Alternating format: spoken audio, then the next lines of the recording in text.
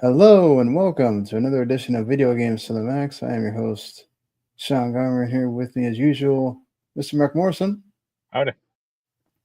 And this is episode 459 of the show. And well, looks like PlayStation has some things. Both PlayStation, Xbox, all of them, Nintendo, Xbox, PlayStation, all have things we got to discuss on this show. And apologies for coming a day later. Labor Day wasn't kind to me, at least. So, sucks when you have to work. It didn't make it easy on being tired afterwards. So I was like, let's just do this the next day because I also have to work, which I normally don't. So anyway, lots to talk about. Nintendo. Apparently, some reasons as to why there's less Switch 2 dev kits out in the world. PlayStation has rumors of the PlayStation 6 portable not just being an option, but being a SKU all its own at launch. And more bad news about Fairgames and how appropriate it comes after Hermen Hulst had an interview about how they want to fail early in development and not late. Where does that fall, actually? We'll get into that. Xbox has their own worries and fears with King worried about more layoffs coming for Candy Crush dev. And Call of Duty has a movie in development. It feels like it's almost like it took them that long, but we'll get into all that stuff and more. Plus, Marc finished Donkey Kong Bananza. I'll keep trucking on Mafia, the old country. So let's just talk about all this right now.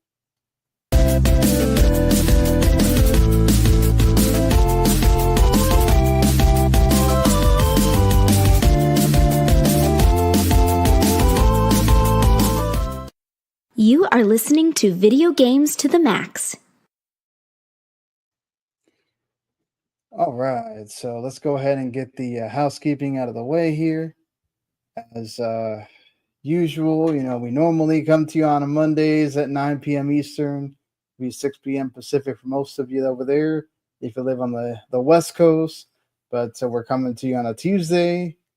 You can just check the show out on demand on YouTube, W2 Network. That helps us out there, and especially if you subscribe to the channel because you only get what we do here, but also all of our other shows as well, especially if you like the movies, entertainment side of things. Router Broadcasting, they do a great job over there talking about all kinds of,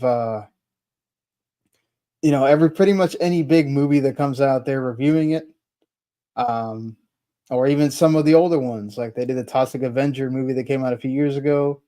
And they'll also do TV shows as well. So be sure to go check them out. And then also Taco Cafe, they do anime. So if you like your keeping up with the anime that comes out each season, they do that right there on the show, reviewing the latest anime and also giving their thoughts. They do awards after each season. So they definitely cover everything they can with news and all that over there on the anime. So go watch or listen to Taco Cafe. You can go find all of our shows and podcasts individually as well. Voucher Broadcasting and all of their shows, Taco Cafe or Video Games to the Max. So, all right, that's enough with the promotion here. Let's get into actually talking about games, and let's do that how we usually do on most episodes with the video games we've been playing. Marc, you finished Donkey Kong Bananza. Yep. Any thoughts now that you've any different thoughts, I guess, since the last time we talked about it, now that you finished it? Not really. I think the game goes on for a hair too long. And like the last boss is not done well, let's say.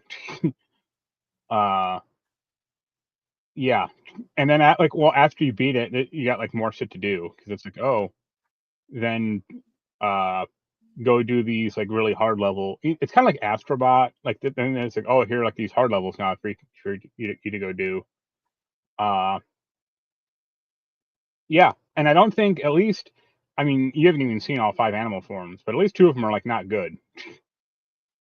Well, I've seen the two. Yeah, I've only seen the two that they showed in the. There's like the bigger trailers. Kong. That's good. They have a zebra Kong, The which zebra really and the sucks. ostrich. Those are the Yeah, ones I've the seen. ostrich is Don't okay. spoil them for people that haven't played the game yet.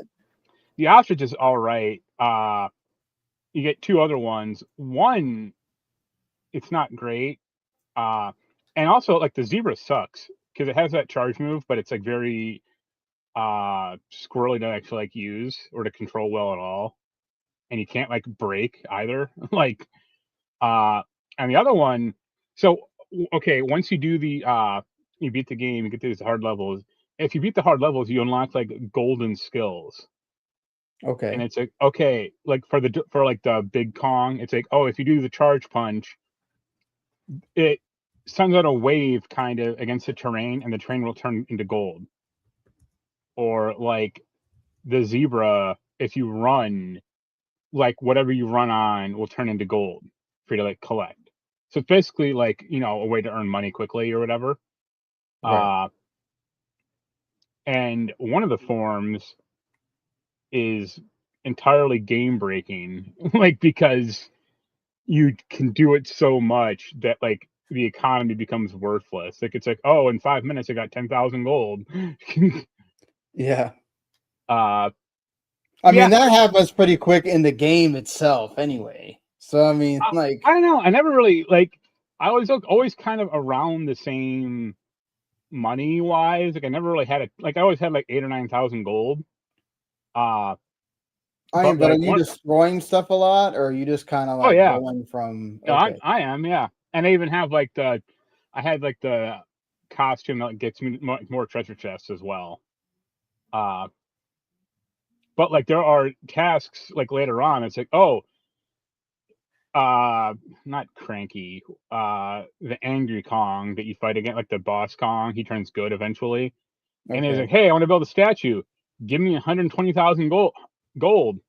It's like, yo, that's a lot. Like that is more than I've seen. Yeah. And yeah, there's some like levels like later on that just aren't communicated. Like it's just a tad more awkward. But overall, I liked it, and I'll keep playing at it, you know, off and on. Because I think there's like 777 bananas to collect. Yes, there is that many And bananas. I had like when I finished, I had like 550.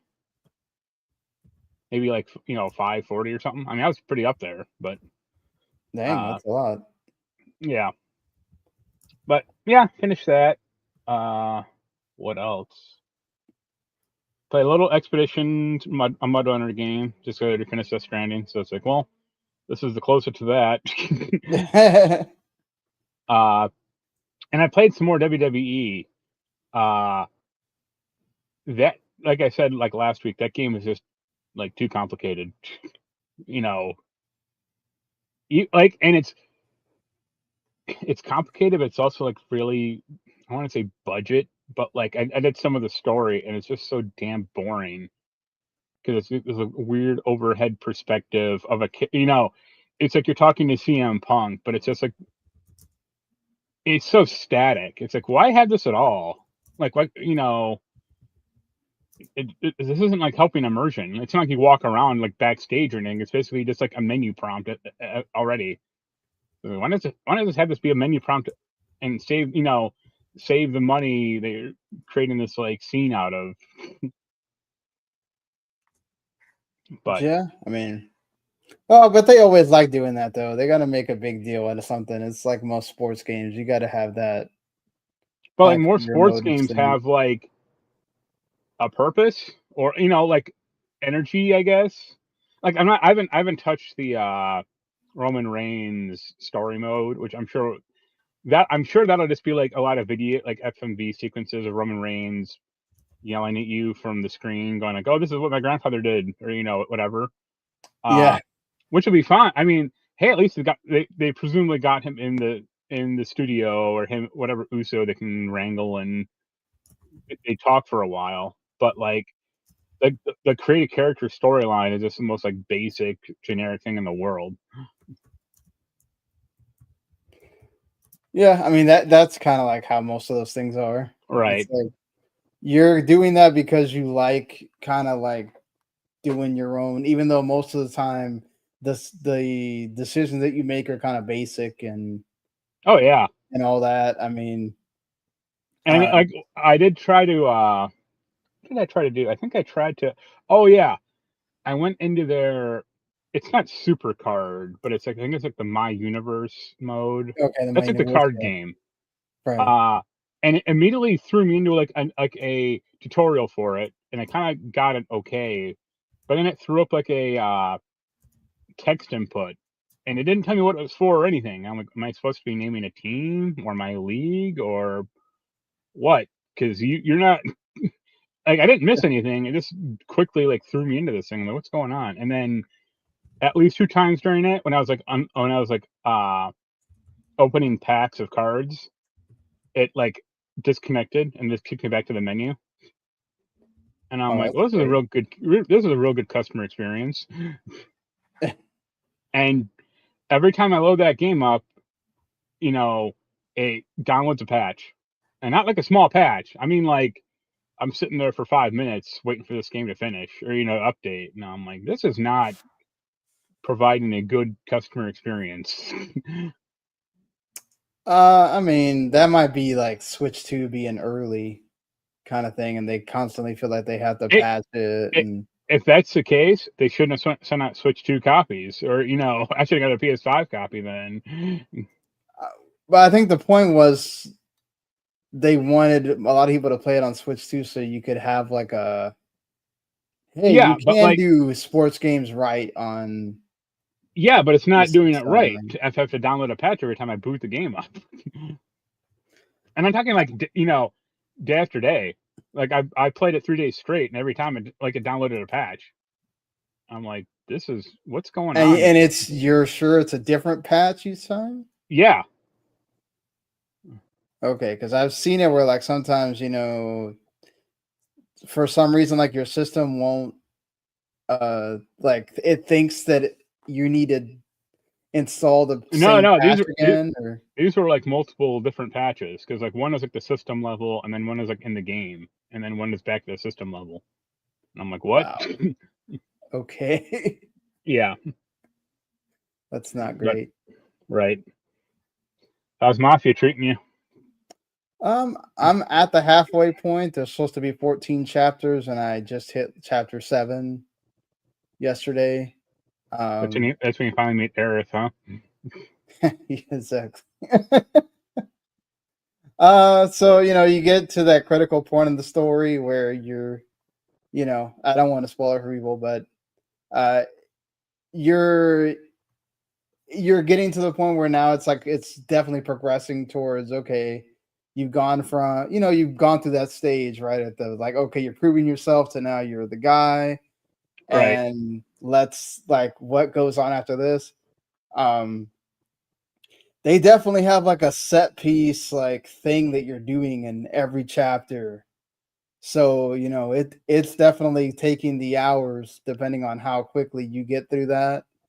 Um, and there's stealth in that game, and sometimes it's like really not a big deal at all. And then sometimes it's like you make that one mistake, and it's like, oh, you got to go back a whole freaking section. Yep. And I'm just like, yeah, it only take me like 5 minutes to get back to where I was, but it's annoying. And also, did this get made on like Xbox One and PS4? Because my God, why does it take so long for it to load? Right. You die. Like, I don't know if that's part of the having to make sacrifices thing. Um, you know, of it being on it being a budget game or whatnot, but like damn, it feels like it has to really think about where it needs to drop you. And Yeah. I'm just like, okay, this because then there's times where it's like it literally drops you um, you know, 30 seconds from where you just were. It probably has to do more of like, okay, if you run into a cutscene, that's probably saving for you right then. And then Right. I didn't run into a cutscene before I died because I accidentally pressed the wrong button and he saw me instead of me being able to grab him right before he turned around. And it was like, damn it. It's like having to redo this thing again. And it's all kind of like really slow. And, so, um, but like I aside from that, which also to be fair, I'm not like I'm having to kind of just deal with the stealth stuff because that's normally not my bag for a game.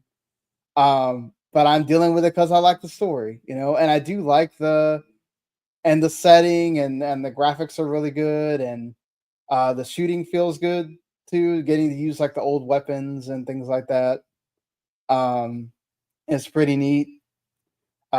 So like I think that for the most part it delivers on that, but it does have some of those issues. Like the further I've gotten into the game, it's just kind of like, okay, I kind of see what people are saying, right? Where it's like, okay, you're doing this thing, and then it's like, oh, you're going to go through another. So it's either two things, right? Like you're going to get like the one where I died. It was because the stealth is mandatory. You have to stealth through the entire thing. Right. There's other ones where you can stealth, but if you get found, you can just shoot your way out of it. Right. So those are a little bit more tolerable because it's like, okay, kind of got to the point where this is kind of getting old. And I'm getting a little bit like, I don't care because you don't necessarily have to do the whole thing where you hide the body. Right. But they do have like these boxes where you can put them in and they just magically disappear after you put them in the box, which is funny. But a lot of times I'll just like go either leave them there or find, it was funny because I had to repeat that section like 3 or 4 times because there's like 4 guards there, and I'm like, okay, which one do I have to take out? And I did one where I accidentally left the body there, and then like they were like one guy would come, and I'm like, okay, I'm just gonna do this strategy. I'm gonna wait for all of them to show up, and then I'll come and like do the headlock behind them and choke them out. And so I did it to like 4 guys, and then all of a sudden the last one, it's like 2 of them come. And I'm just like, oh, fuck, I gotta do this again. It's Right.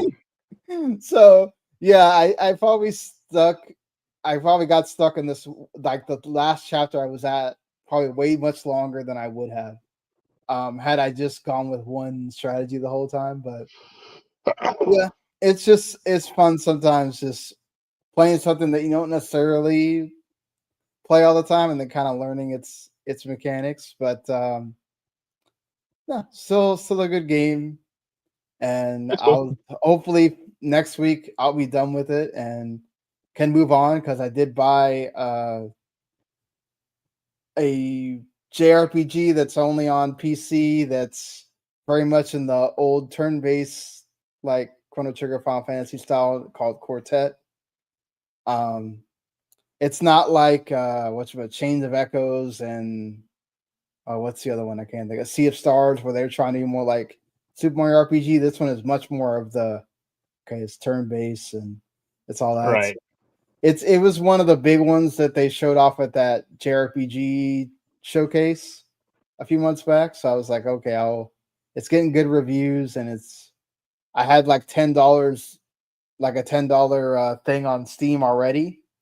So I was like, oh, this only cost me $10. So I'll hopefully get to play that. And then, Hollow Knight Silk Song will be on Game Pass. There's a lot of stuff that's going to be coming here soon in this month of September. So, Right.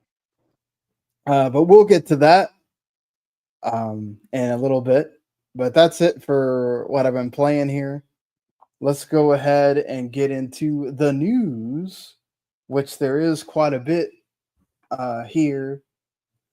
Yeah, really quickly, they did announce the Xbox Game Pass and PS Plus stuff since we started a new month and all, as per usual. Xbox on the Xbox side of things, the aforementioned Hollow Knight Silksong coming to all versions of Game Pass Ultimate and PC Game Pass, of course. Nine Souls is going to be on standard, which I would definitely recommend that if you are a Dark Souls Metroidvania-ish fan, and you don't want to play Hollow Knight, which Hollow Knight Silksong is $20. Also, we'll get into the little thing with some indie devs have with Team Cherry in a little bit too. I Am Your Beast comes to everything. That was kind of like shadow dropped yesterday on Game Pass. That's out there. Paw Patrol World and Roadcraft. Roadcraft is coming on September 16th. Paw Patrol World is coming on September 10th. Everything else will be out by the time you're watching or listening to this. PlayStation Plus has 3 games that you've either probably already played or don't have no idea, don't care or something. But it's definitely a lesser month for PS Plus, but still some really great games. You get Psychonauts 2, which definitely go play that if you have not played it. Make sure you stash that away. That's really a game that I loved a lot when it came out. Right. I don't know if you were sold on it as much. I mean, I played it and beat it, but I Yeah. thought it was kind of weaker than the first one by a lot. Yeah, okay. I remember us having that conversation. Yeah, About it's still worthwhile, or it's still worth checking out, but can't hold the flame to the first one.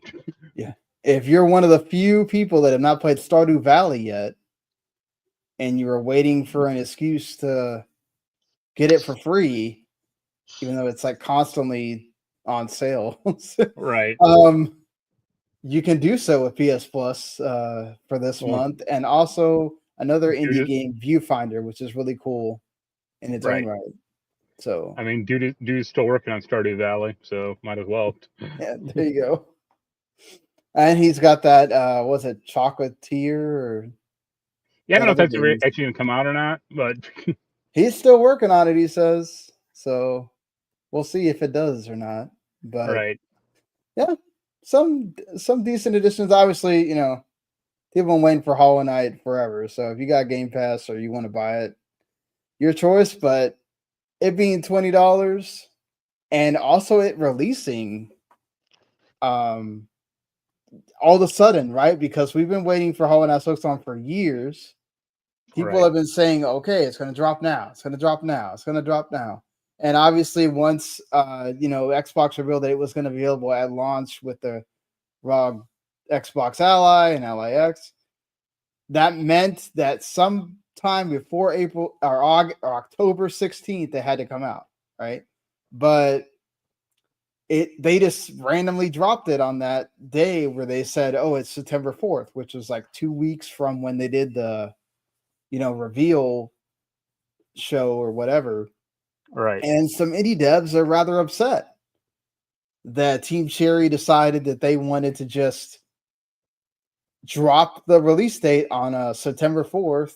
And I guess they were expecting them to like check in with indie devs and be like, hey, is this cool? Like, or like who the fuck are these people? Like, oh, they're releasing their game in 2 weeks. They should have checked with us first. Like, screw off, At least the Dark Deity 2 dev was just kind of like, well, I'm kind of disappointed because we're releasing on Switch 2 that day, and I know we're gonna get,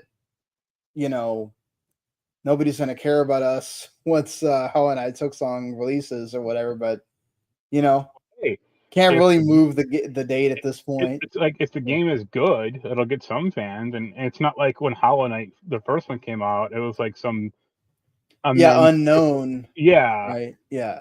So I don't know, like what are you supposed to check in with every other developer, every other entertainment thing? They're like, oh, well, this movie's coming out, so you can't release your game that day because there might be 3 people. Well, then you'll never release your game because there's always something coming out. Right. Exactly. It's like, look, I kind of get it from their perspective of, man, it would have been nice to know this like more than 2 weeks away so that we wouldn't have to feel like we got to delay our game or whatever. Like, yes, I understand that most people, the big games do get announced rather, at least months ahead of time or whatnot. Like I kind of get that point, but and yes, you could put that in the category of people have been waiting for this thing for so long. It is a big game. It is a release, regardless of whether it's an indie or not. It is a big release. I get that point, but I think you're also kind of just being petty. Like, look, if you feel like you need to move your game because you need the visibility and all that stuff, then go ahead. But it's not Team Cherry's fault. Oh, You know. also, Yeah. you know, Hellblade 2, not Hellblade, not Silk Song. What the hell is the name of this thing? Hell is Us. Let's see. Hell No, is Us. That's what it's called. no, Hollow Knight. Sorry. Oh, It's $20. It's not 60 or 80. well, no, Like, but that was another complaint from people. Yeah. Like, oh, you know, you guys are not just indie anymore. You guys are. It's almost like they were getting mad because it's like they should be at a AA price. Like, oh, it should have been $40 or $50 with the amount of time that people have been waiting for this game. And so what do I price my game at now? Like free? And it's like, No. really? 15 or 20 or whatever the It's price, like- you know, Like, come on, that's the standard indie game price, just $20. I mean, yeah. it's been that way for a long time, and people still go over it. Like some people go and they've tried to set the standard. There's a lot of people that have tried to set the standard indie game price to like 30. And I get it. Like, okay, Hollow Knight probably could have priced themselves at 30, but guess what? Team Cherry knows what they need to make a profit on this game. And if they feel like they don't need that extra $10 bump, I don't blame them. The cheaper you make it, the more chance you have people of going and outright buying it, and that's also, what they like, want. The cheaper they make it, the more chance that other smaller games might be bought as well. I mean, Exactly. maybe not. Yeah, Maybe you have not more money to buy other initially, games. but you know, if Hollow Knight Silksong released at like 6 or 60, then why would anyone else buy like another, or why would a lot of people buy like another indie game like that they don't know for 20 or 15 as well? Like they're just gonna, you know, use just play Hollow Knight and get their money's worth, hopefully. Yeah, I think also it's like, I think it's just that understanding of like, okay, the first game was that price. The second game has a lot more in it, but maybe isn't that much more, you know, graphically intense or whatever than the first game. So it's like they've been waiting a long time. If we charge 40 for it, I think there's going to be a lot more sticker shock, and there's going to be people that are going to get an outrage at the game, right? Right. So it's like we're trying to make sure that this whole thing is good vibes the whole way to September 4th. So the best way to get people to make sure that they don't get upset about anything about that game is, okay, price it at the same price as the first one. And well, I mean, it's like, I think it's like $5 more, but that's like essentially still, negligible. I mean, again, again, $20 is standard, right? Yeah, for an indie game. I totally understand. Like when you got a big publisher like Shinobi with Sega, or you know, Ninja Gaiden Rage Brown has a name, so you charge a little bit more or whatever, right. charge 30, right, or 25. I think it's 25 and 30 respectively for those. But you know, listen, getting mad because now you got to compete with them on two fronts, that your game comes out around them and that their game is priced the same price as yours. Like, yo, you price what you think. If you want to lower it $10 because you're scared nobody's going to buy your game now because they just spent $20 on Hollow Knight Silksong, I don't think that's the case. People had already probably budgeted that they were going to spend the $20 on Hollow Knight Silksong. So that doesn't matter that your game's 20 or 10 or 5 or 30. That's your decision. But I think getting mad at Team Cherry for these kind of things is silly. Like, you know, just let those people let the people that are excited for that game be excited, and you can you know, go back to your thing. And But, games, yeah, like especially indie games are much more about word of mouth, or about like the gradual and natural buildup of interest than, you know, Call of Duty or whatever. So if a game launches slow but picks up speed, that's Yeah, and probably to be good. honest, when you decide to launch in the fall window at all, Yeah, you're kind of asking for it. Like that at any point somebody could decide to launch a game in this right. window, because even though we've started to train ourselves that you can have great games launched in any other time, especially like we're starting to get to the point where like February, March is also another big time where people start releasing big games and things like that, right? Yeah. But still, it's still the fall season, and you need to operate respectively on that. Yep. But yeah, moving on from people being upset at Team Cherry on that, sticking with Xbox here for a few more news stories. Jason Schreier came out with a report that apparently Take-Two almost tried to save Perfect Dark from being canceled, but they were not able to come to a deal with Microsoft at the last moment. Nobody has actually commented on the story, so nobody from Embracer, Xbox, or Take-Two has like denied or corroborated the story. But usually Jason Schreier is not reporting stuff out of thin air. He's definitely got his sources and all of that. I wonder what it came down to. Is it about money? Is it Well, the thing like, I said was about ownership or like yeah, rights to probably, right? the Like maybe yeah. Take-Two wanted the whole Perfect Dark IP and they said no. Which I think is, I mean, I heard it was, well, what I read was like it was kind of a three-way fight between Microsoft, Take-Two, and Embracer, or Right, Crystal because Crystal Dynamics. Dynamics is involved as Right. well, right? And it's okay, I would eliminate one of those because Embracer, Crystal Dynamics doesn't have any goddamn right to the game. I mean, they'd have right to like their work, but they got paid for it, I assume, or they might have like some profit sharing or whatever, Mhm. but they don't like own the franchise. And I would actually much rather take Take-Two's position on this than Microsoft, because like what is, they just canceled the game. Like what is Microsoft going to do with that franchise? Nothing. It's going to Well, I sit. think this is before they decided to cancel it. Like once you announce it, I don't think they were going to then save.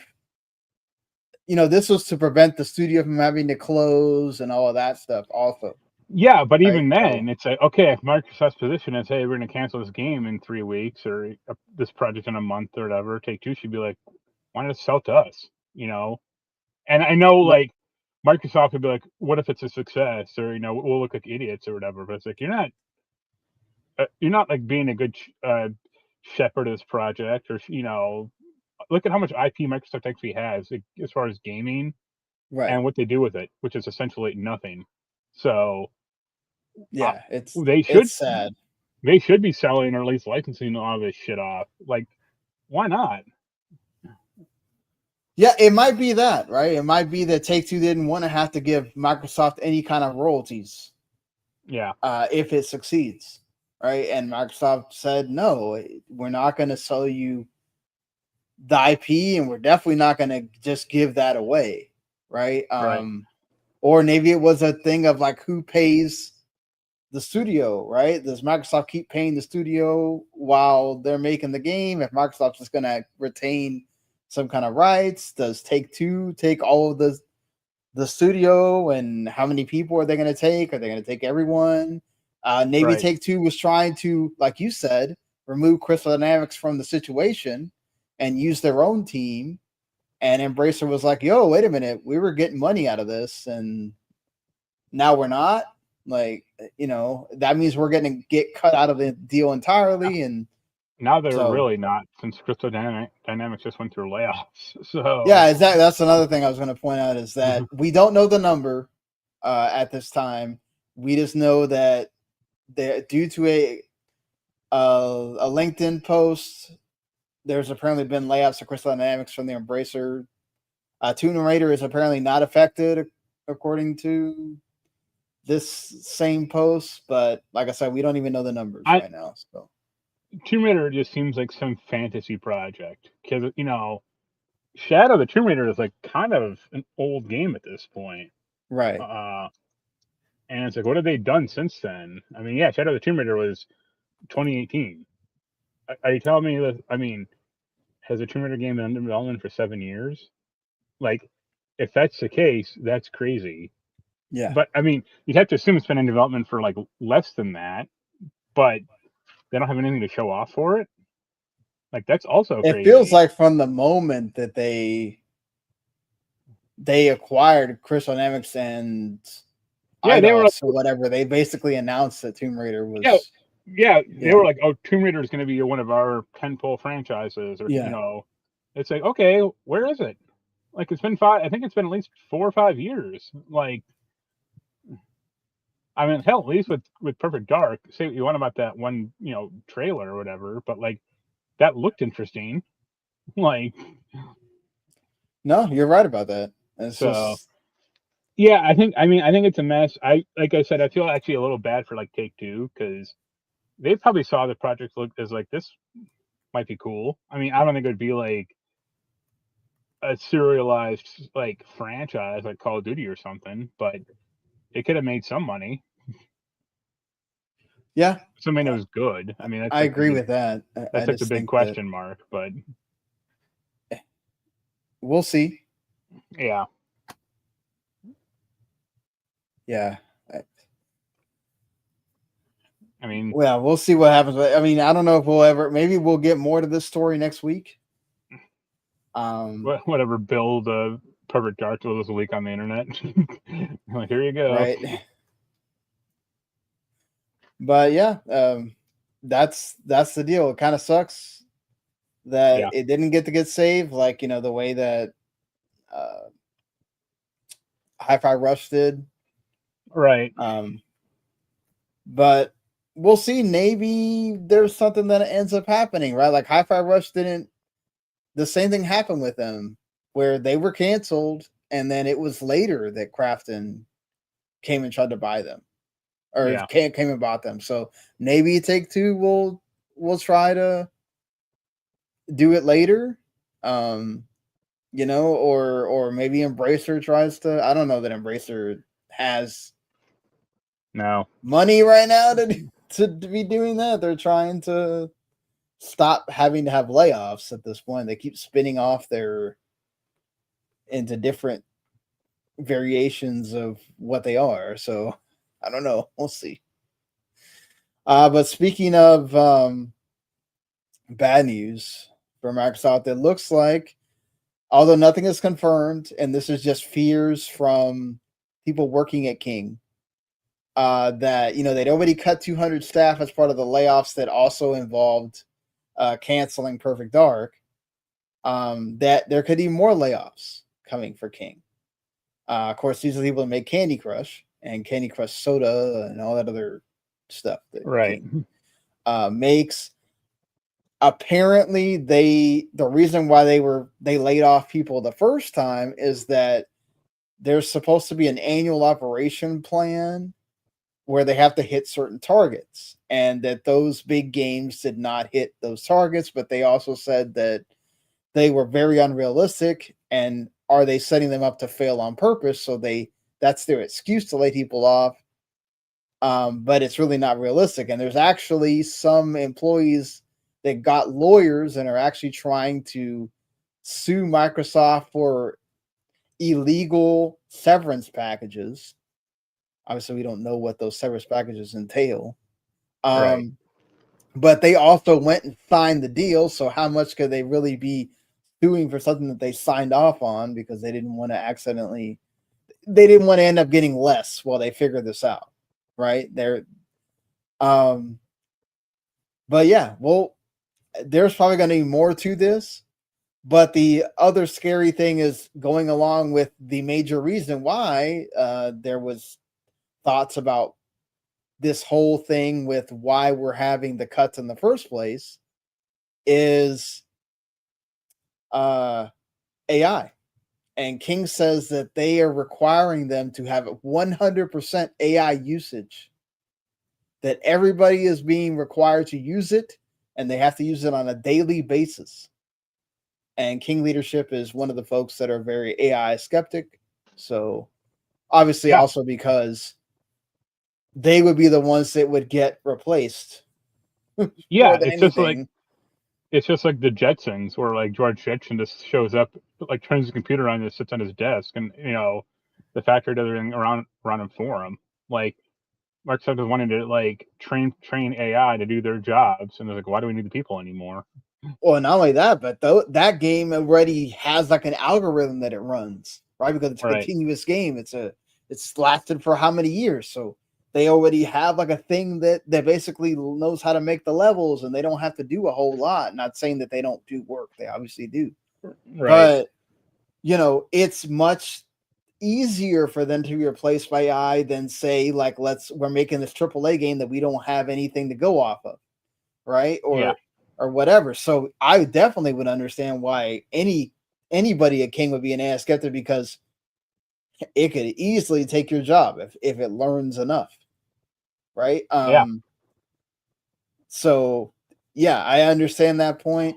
We'll see if anything comes of this, but also there's someone that told MobileGamer.biz that apparently King is very bloated and that a reduction is very much needed. So I can I can see that also, because it's not like Facebook gaming.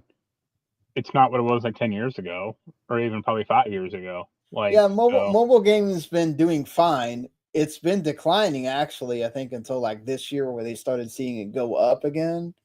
But it's not like it's really been like going even more towards that way. The one that's been increasing is PC. So we'll see what happens with that, but understandably why these fears are there for King, for sure. But in a little bit of good news, Luis O'Connor, a Rare veteran, actually got promoted. She'd been with Rare for 25 years. She even worked on Conker's Bad Fur Day. And she was affected by the Everwild cancellation, but they brought her back to be the chief of staff of Xbox Game Studios. So she was the like head person for art direction previously with Rare. So now she gets an even bigger task. Obviously helps that Craig Duncan is the head of Xbox right now. So he was formerly the head of Rare. So that I'm sure helped a little bit, but that's good to see at least someone who's been around a long time got rewarded and got to come back. Especially after Greg Melos left. Don't worry, she'll be leaving shortly when she trains her AI to do her job. Yeah. I don't know. It's gonna be so funny if the AI cloud just busts at some point. It'll be great. Because like most normal people don't want it or don't see use for it. It's always like the tech bros who are like, oh, it's gonna change. Well, there's a lot of generations under us that they use that. They use that for so many different things. It is basically doing homework for kids right now. Yeah, but that means like kids aren't like. I had this argument a few weeks ago with a friend. Like, because she's kind of like a tutor, and she made a test for some of her students that they all failed because they didn't know the topic really that well. Right. But she was like, "Oh, you can use your phones." It's like, what?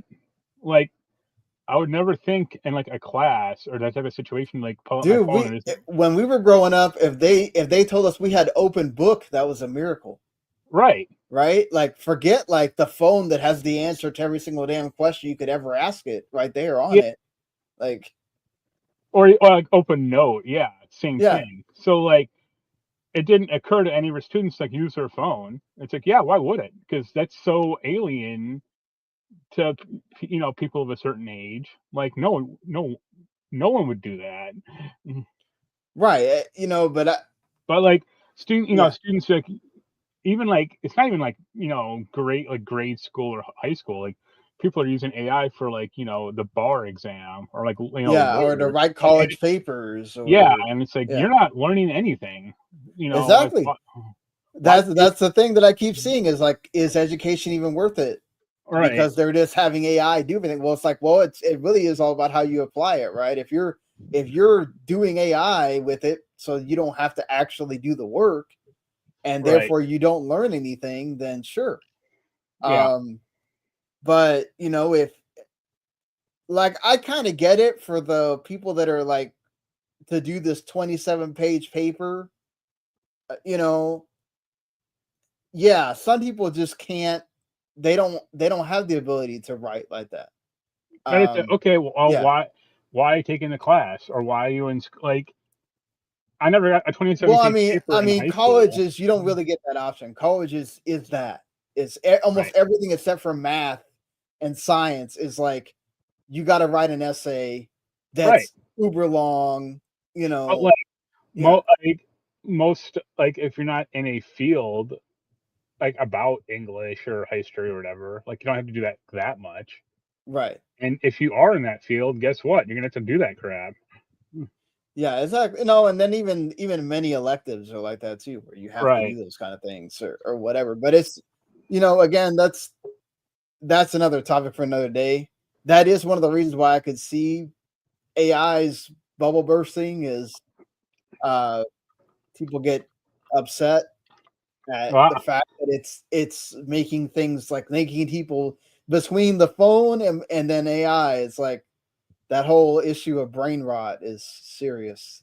I think it's funny that a lot of AI companies are getting sued about, feeding books into the, whatever computer they have, like Yeah, copyrighted books, and all the lawyers or all the authors are suing them.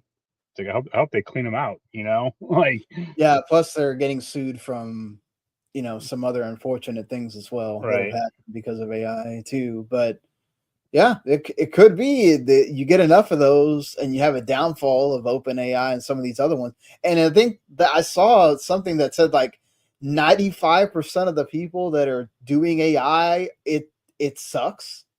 yeah, Like, it can't even do something simple for their right, job, right? And they're wanting that to be the next thing that like replaces a lot of these jobs, and they can't even get the thing to work the way it's supposed to, right, right? So obviously Microsoft has poured a ton of money and they have the co-pilot thing, so obviously they're hoping that they're one of the big winners in all of this. But honestly, good luck with if that. it bursts, good job Microsoft. You just spent, like, I get that why they need to, right? Uh they cannot be losers in this situation. They have to be at the forefront of it. But like, man, imagine if it falls and how much Microsoft will lose because they invested in this thing that eventually just got shut down. Right, Because there's eventually going to be regulations that get put on this thing. Like right now, it's the Wild West and you're allowed to do whatever, but I don't think it's going to have the same freedom of whatever like the internet does. Um, right. so, we'll see how far that gets, but that's probably going to be years from now. Uh, That'll be um, after AI Skynet is declared war on us. after all the after all the jobs are taken, and it Right. really is like, oh, now we can't go backwards, but now we got to do regulations, and now it's going to be too late. Yep. And then we'll see how it affects gaming and how many people continue to unfortunately lose jobs due to this and everything Instead of else. Speed Tree, we'll have Speed Game. Yeah, exactly. But speaking of another avenue where Microsoft is has been proven to be one of the forefront folks is Xbox Cloud Gaming, and now with their handhelds coming in pretty quickly, they are, instead of doing the option of having an X Cloud only tier, they're just bringing X Cloud into all editions of Game Pass. So it used to be that it's only going to be Game Pass Ultimate subscribers that can have it. Now it's going to be any version, even core, that will be an additional thing that gets added to your Game Pass subscription, so you can enjoy those handhelds, because it's going to be a key point of having the handheld. You're not going to be able to play your Xbox games natively unless they're Play Anywhere or have a PC version. So you'll need that in order to be able to play some of the games that you own. So it makes sense that Microsoft is making that available essentially for anybody that subscribes to Game Pass. So if you don't want to subscribe to one of the two tiers that give you games, which I know Core gives you games too, but you get like 25 games and they cycle out or whatever. Right. Essentially that one's just so you can play on the internet.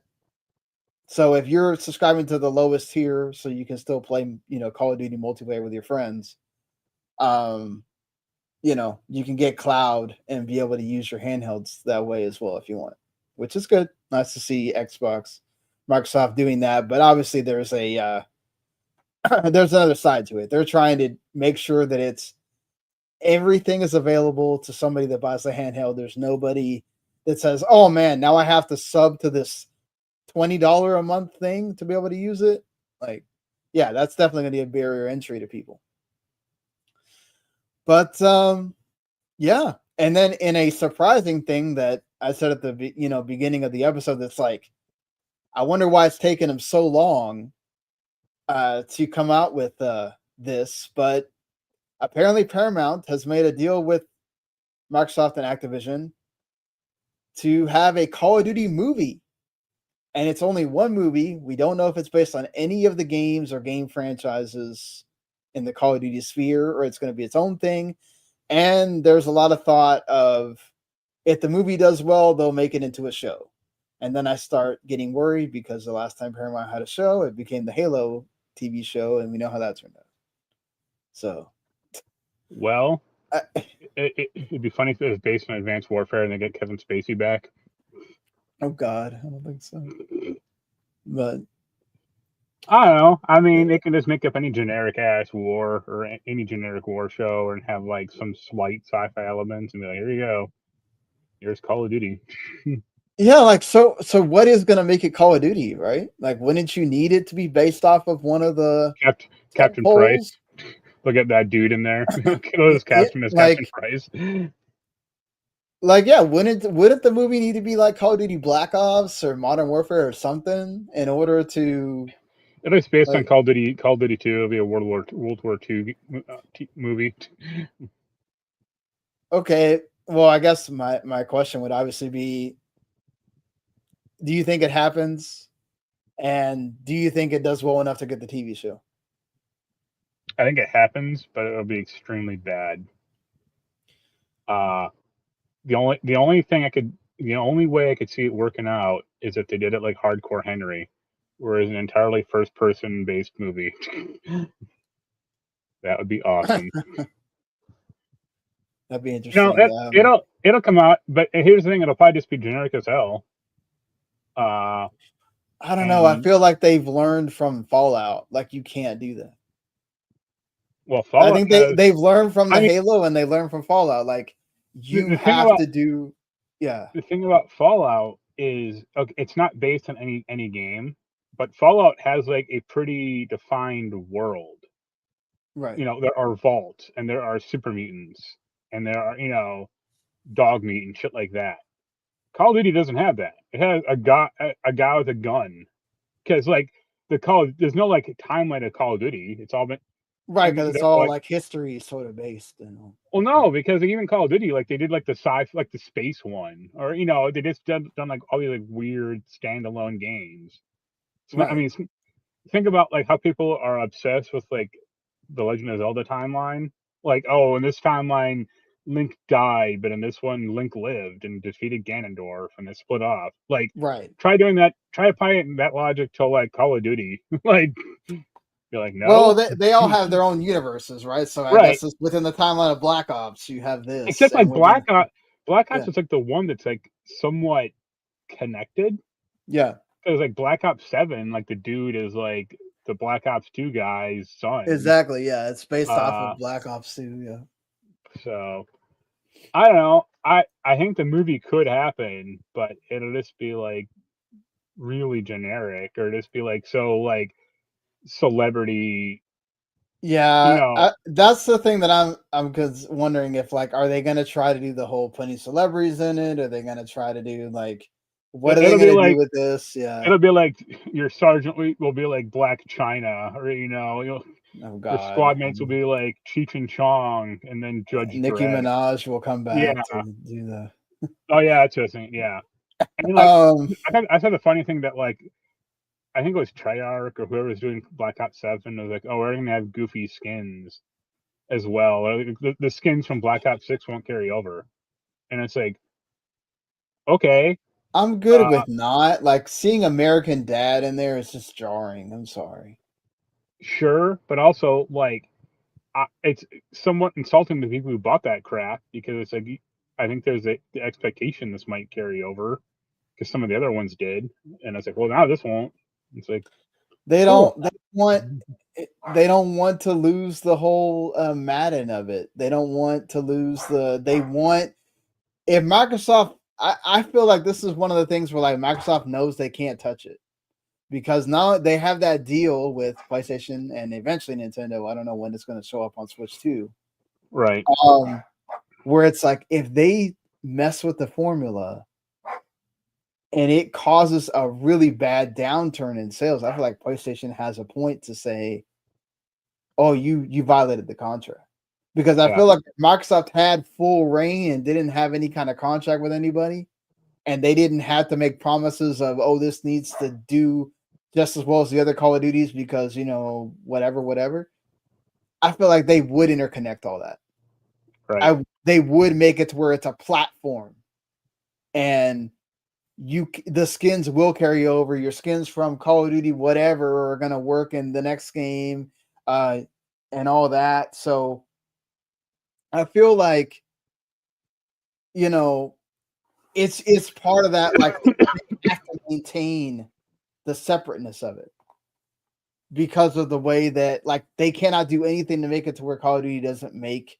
And they're already taking a cut on Xbox because of the putting in Game Pass. So like they can't do anything else that would essentially lose them any kind of monetization at all. I feel like, but it's just still jarring for me. Like it was jarring when they put the Ninja Turtles in there. But like I think for like I yeah. think it really depends on the property itself. Like Judge Dredd or John McClane kind of makes sense because they're both gun-toting heroes. But Exactly. the Turtles or Beavis and Butthead or Kevin Smith and Jason Mewes, be like, what? Or even like Seth Rogen. Yeah. Like if he's not firing like a weed gun, like come on, what are you guys doing? Right. I don't know. I can understand the people that are like upset about the whole this is going to become Fortnite or whatever. And it's like when they introduce Cody Rhodes into this thing, it's like, oh yes, the military man Cody Rhodes. Right? Yeah. It's like, oh, this is the WWE. You couldn't even get like John Cena from the Marine. Like, come on. Well, technically, I mean, technically that's a WWE film. So, but I don't know if there's another like rights issue with like one of the other companies that helped them make those or whatever. Get Sergeant Slaughter in there. He can still do it. But speaking of movies, also from one that we know is going to be coming, it's just going to be coming later. Mortal Kombat 2 has been delayed a whopping 7 months. Yeah. Apparently they are worried because movies don't particularly perform well in the box office in October. So it will now release on May 15th, 2026 instead. That's dumb because Mortal Kombat 2 is likely to be a gory movie and people would see it for probably Halloween. I agree on that, honestly. And also that was my thought too of like, why not come out when there's not a lot of movies coming? Yeah. I mean, it's also kind of wide open, or, it's not like there's another big action comedy out at this time. Yeah. And I mean, there were already movie posters saying like October 17th or whenever the hell this thing was like originally due out. Yeah. So I don't know. It seems like maybe something spooked them, or Yeah. who knows? Maybe It's there's like interesting some, because it was pretty much done, right? Like it's ready to yeah, go. It was next month. like well, you So have to imagine maybe there's like a really bad test screening somewhere, and like maybe, yeah. they need to fix something. I mean, who knows? But like there was Yeah. enough out there. Like they had a trailer for this thing, so and there were already movie posters like in New York City. So Yeah, for sure. this is like this screams almost like Sonic the Hedgehog 1. Like, oh crap, we gotta fix Sonic. Right? Um, yeah, but we'll see. I guess I don't know if that they'll actually come out with the real reason why they delayed it or whatnot, or it'll just be left Never, yeah. into the ether. But I'm sure somebody will get some kind of report at some point. All And right. we'll get to talk about it. But moving on to Nintendo here. Two kind of news stories for them. Well, One of three. them, I got one, but go on. okay. One of them being that CD Projekt Red has revealed the amount of difference between physical and digital sales of the Switch 2 version of Cyberpunk 2077. 75% of the sales are physical. Obviously helps that people are going to the store to get the game or to get the system. They see Cyberpunk there, they buy it. Also, still, Nintendo is very the Switch itself was one of the out of the other consoles, it's the console that has the most physical presence. Like people love to buy physical games for it. That's the reason why we had the issue with the game key card, which Nintendo finally kind of said that they might work on having different varieties of the game key card. Not that it's going away, Right.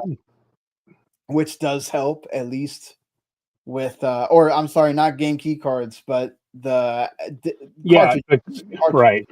but having different varieties of the cartridges so that you can have the full game on the cartridge and not have to have the game key card and it not have to be expensive, right? For Octopath Traveler 0, it's a 5 gigabyte game. It doesn't need a 64 gigabyte cart. Like ridiculous, right?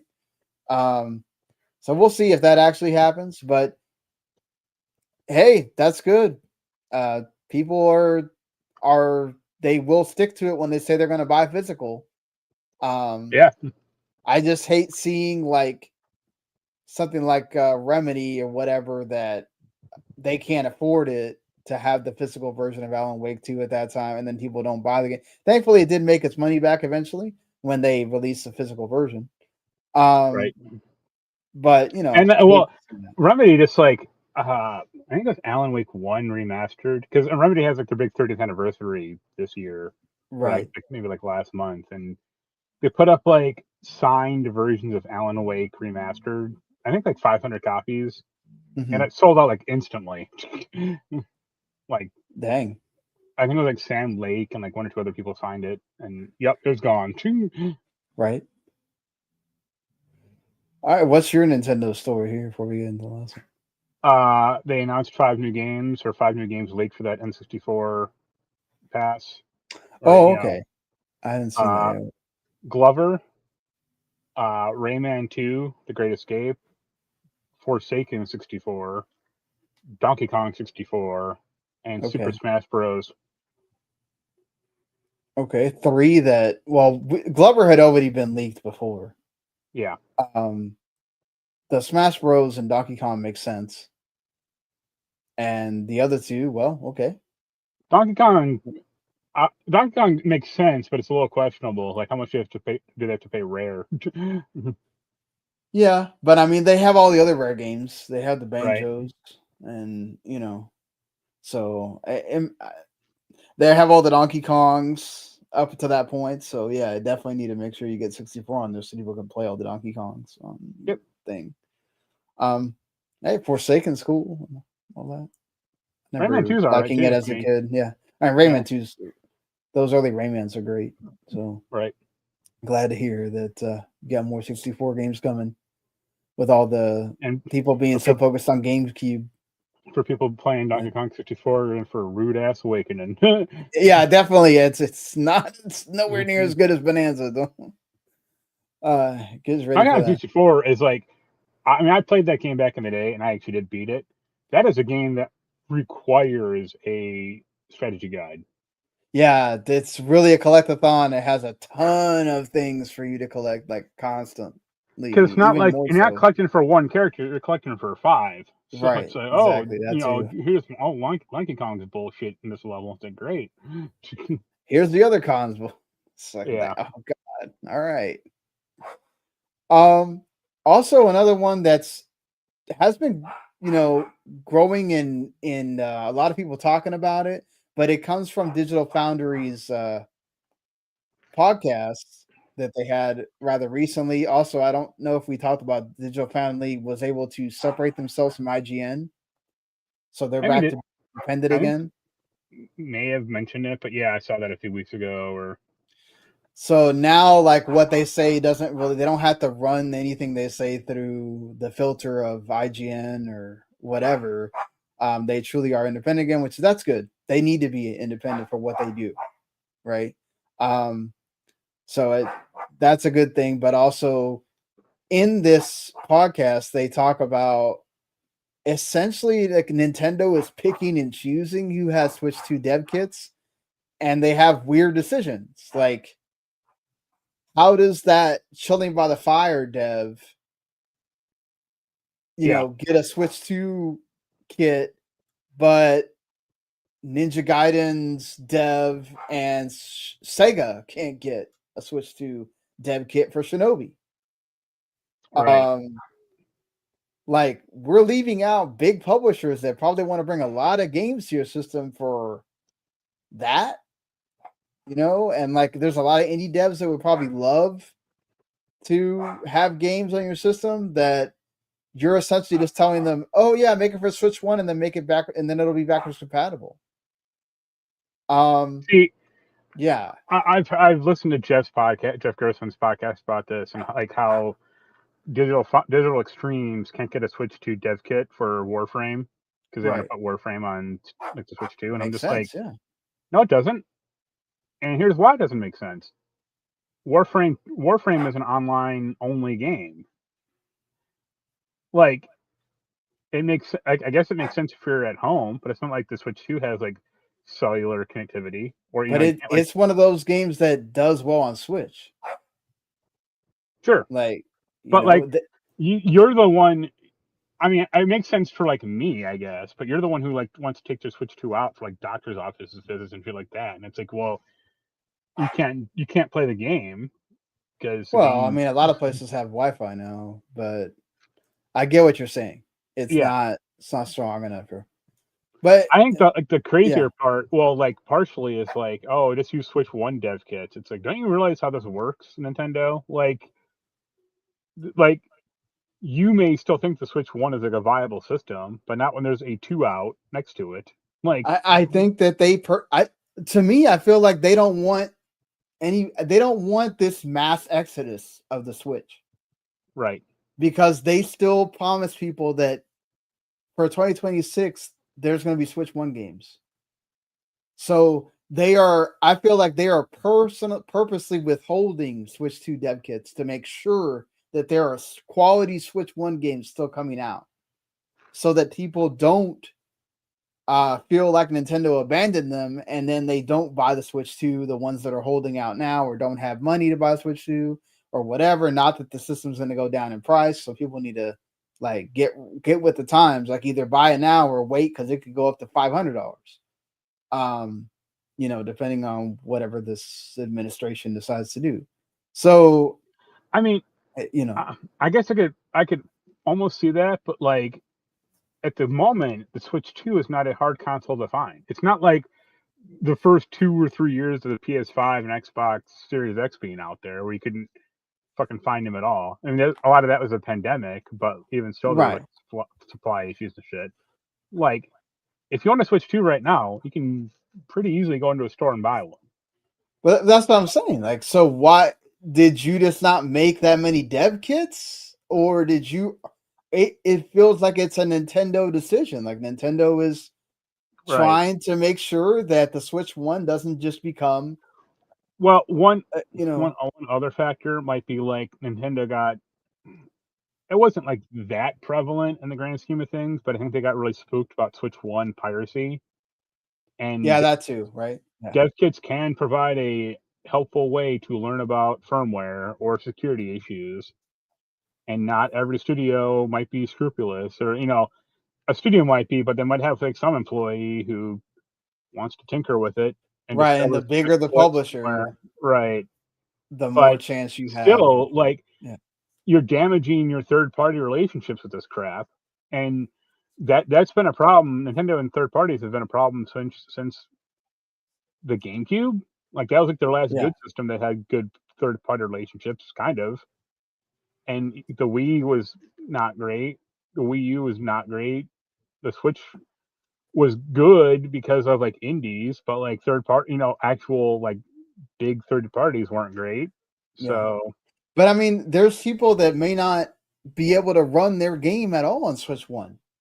right, So, like, you telling them that, oh, you can make it work for backwards compatibility, like, yeah, that's great for like the indies that's good for like that, Valley or some Hollow yeah, Knight because probably there's works. even indies that are, we have the ever increasing push towards, as we get further and further away from PS1 being Right, retro, PS2 is going to start being the, PS1 and PS1 2 are going to start being like more of the push toward like what people are doing with indies, right? The 16-bit and NES type ones are never going to go away, right, you're still going to get those CD platformers and Metroidvanias and all that stuff. The beat 'em ups, especially now that you're getting this like renaissance of beat 'em ups, um, those aren't going to go away, right? The Ninja Gaiden Rage Bounds, the Swinobis that are coming out that have that look, you're going to get those still. But yeah, as you push towards 3D being like retro, that's going to make it to where Switch 1 is a problem for more and right, more people. And the way that you want your thing to look on a TV, maybe it's easier for them to just make a Switch 2 version, and it'd be easier for them to just make one version instead of having to make the Switch 1 and then make a Switch 2 version later. But it's yeah, just that's frustrating, I think, for a lot of devs, and I can see that. And I don't know. I feel like Nintendo's just hurting themselves. I do. You brought up a good point. I do wonder if it's a security issue. If it's yeah, like they're scared that, oh my god, what if Nintendo Switch 2 gets cracked yeah. I this got to bring early in the life cycle, and then it's like, oh, we have even less people buying Switch 2 games right, than Switch 1, you know. Um, but it's a double-edged sword. The more that you it to me, I purposely did not buy Ninja Gaiden Ragebound on Switch 2 because I'm not going to play the Switch 1 version. right, It's not a game that, like, okay, let's say this Pipistrello game that's like an indie game that came out early in the year that came out technically before the Switch 2 came out, right? And it's like a Zelda like about a mouse, or not a mouse, yeah, like a mouse, but it's a little bit different than Mina the Hollower. right, I looked at it because it has, like 88 on Metacritic or OpenCritic or whatever, and I was like, okay, I might look into that as far as like the indie games I need to go back to. And I was like, okay, I might look at that on Switch because it wasn't. But then it's like, realistically, that should have had a Switch 2 version. But, so many of these indies can't get that. So it's like, again, it sucks because so many of these indies are hoping to get that second jump out of putting their game on Switch 2 with a Switch 2 version, not with the Switch 1 version that at times may also be cheaper also. So you're getting people to you're wanting to jump up the price, and you can't do that because it's a Switch 1 version of the game as well. Like, there's a lot of factors in this that, like you said, it's damaging the right. third party relationships that people want to have. And it sucks because Nintendo is like it was the indie deal. It was the indie space aside from Steam, right? So now you're having a lot of games that just only are coming out on PC, right? Or they got to do the Switch 2 version later whenever they can. So it's not helping Nintendo at all. Obviously Nintendo is fine.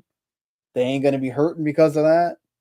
Right. But still, just I don't think it's a good look on them, and hopefully it's something that they resolve sooner rather than later.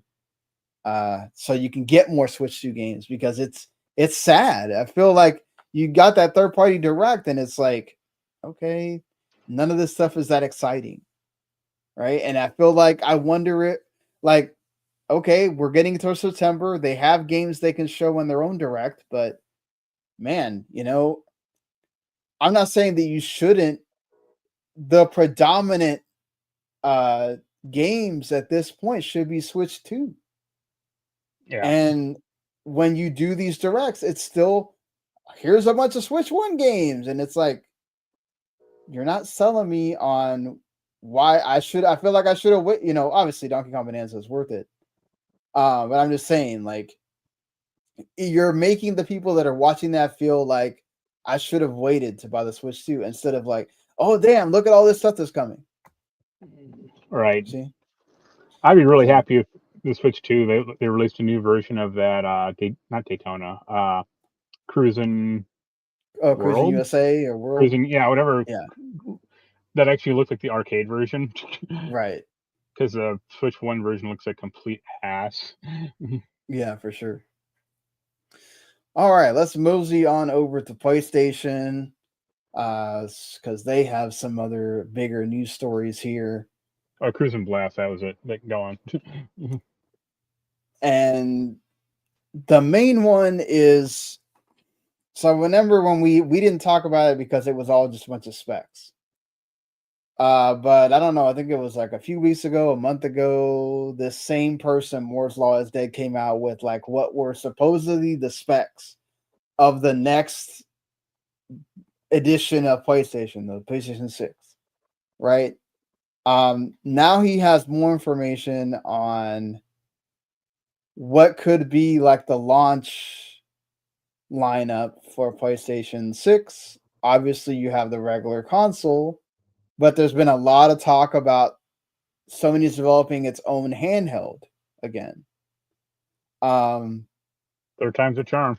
And that obviously they can't make it like the Vita where it's making its own games because people just we don't do that anymore, right? Right. But that the cheap version of the PlayStation 6 will not be the console. This will be your Series S entry into the PlayStation 6, this PlayStation 6 portable, that will be able to run effectively PlayStation 5 and PS4 games, no problem. And then there will be a downgrade in quality, you assume, when you get to the PlayStation 6 stuff. Obviously, that has now begun the whole, is this real? I still can't believe that this will actually be $500. No. Are they doing Won't the be. right thing? Because, so much stuff has been talked about with the Series S is killing the console. What do you think? Like, could you see Sony actually doing this as a strategy of, okay, this is going to be our cheap entry, and people like the Switch, right? You can dock it also. I forgot to mention, this is a dockable thing. So it will essentially be PlayStation's answer to the Switch. I think they could do this, but it's not going to be like the PlayStation. It won't run like PlayStation 6 games, or at least not well. Like, and yeah, like you said, this thing being $500, like, it's more powerful than the ROG Ally, or Yeah, it's more So, powerful than the ROG Ally X, yeah. But so it's also, we're like, talking about something that's going to be 2 years older than the ROG Ally when it comes out. So, it should be. yeah, but like who knows about the tariff situation or about prices or anything like that. So, no way. I just also think of like that means the dock is going to have to do something. Right. It can't be like the Switch dock. It has to have not only a fan like the Switch 2 dock. It has to do some kind of computing power in order to run 4K and HDR and VRR and all this other, and then who knows what we're going to have in TVs 2 years from now. Speaking of that, I did somewhat fix my Switch 2 dock problem. Oh, the resolution issue, where like I have to turn my TV on. It has to be set on the right HDMI input. It has to be on for like a good 20 to 30 seconds for it to like warm up. And then I have to take my Switch 2 out of its dock, activate it, like so it gets to the main menu, and then it can dock it. And then it fires up most of the time. Still seems weird that you have to do all that. Yeah. And bad, because like the Switch 1 didn't have that crap. I just, press the button and it was pop right up. So yeah, mine would just get recognized by my TV immediately and it just puts it on. To be somewhat fair, most people, I mean, my TV is old, and most people don't have TVs that are over 15 years old. Yeah, I'm wondering if it could also be your TV.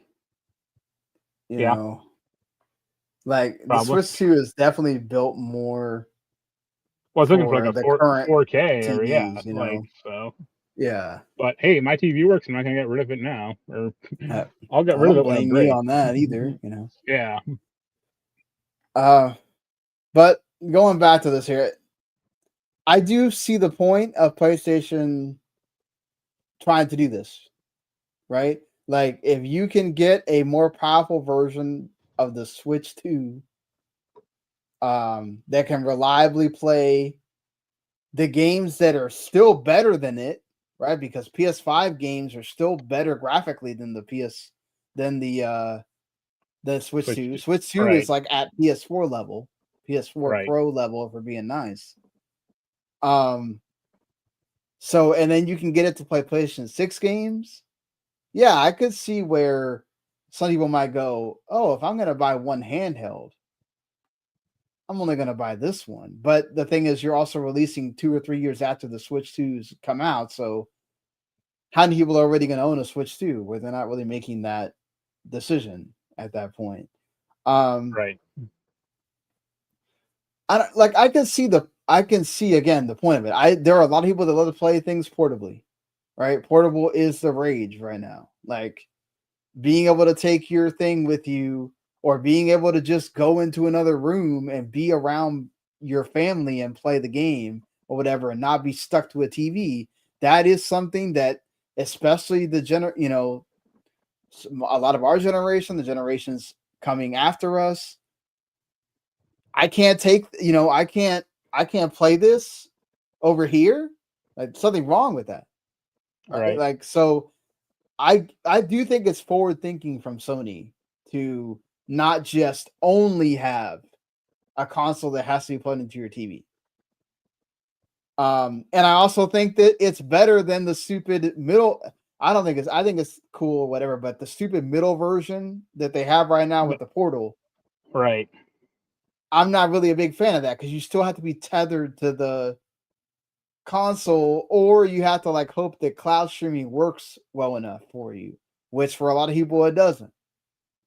Right. It's going to be interesting to see if this actually is real, if this is actually going to be the way that they say it is. And is Microsoft going to fire back also with their own? Like, are they going to make a dock for does this push Microsoft to actually make their own, proprietary handle? Do they keep doing the thing with ROG where even after the next Xbox is out, it'll be, oh, your alternative is the ROG whatever, or whatever other company they make. It'll be the ROG Ally Triple X.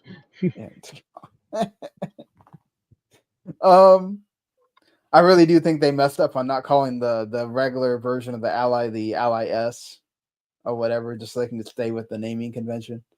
But I really think like they should get away with that naming convention altogether. Like that's their bigger mistake, personally. Well, what are they going to go to? Like the Xbox 720 or whatever that people thought was going to come out a long time ago? Like it's No, the yeah. 420. Lean into it. Why not? Especially now that they own Call of Duty. Like, come on. Yeah.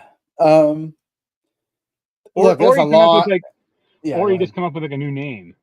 Like the Series X sounds like, you know, a stock market test or something like that. Well, You now know? I mean, now that they're going to PC, I wonder if they just call it the Xbox, Right. and it's just you're going to upgrade your Xbox every It'll be time. called Whatnot. that Xbox. There's a long time between now and 2027. So Right. to me, this is kind of what it is until we get more information and any kind of look. I'm sure by the time we get to that, there'll be leaks next year of whatever, if this is really a thing and it's being developed and all that stuff. I'm sure. I do think that maybe 2027. Why not wait another year? But I guess whatever. At that point, if that's what we're getting to, is we've hit that 7-year limit, we got to get to the next one. But it really does feel like this generation just kind of like has never got going. Do you feel that, or like? No, well, I know other people do feel that way. I would say this has been a more muted generation than like the PS4. That's a consequence of like the first 2 or 3 years, you know, the pandemic didn't help. But Right. also, like, what has Sony put out this year Yeah. for like the PS5? And also, like, what has Microsoft put out this year for their Xbox? I mean, Well, you're the big, Microsoft has like, Microsoft has something like almost every month. but are they like the big AAA games? Uh, They don't. No. They don't really do AAA that much anymore. Like it's really just double A ish. And that's what's You led know, them to being third in the pack. So, I don't necessarily think that that's what it is. It's honestly part of it is nobody. If you already had a PlayStation 4, why are you going to buy an Xbox? You got all your games there. And then but number two is they had all those years that they had nothing. yeah, Yeah.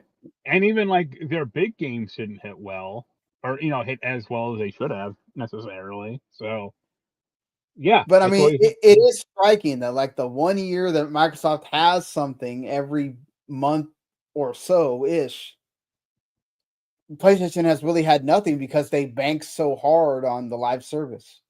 right.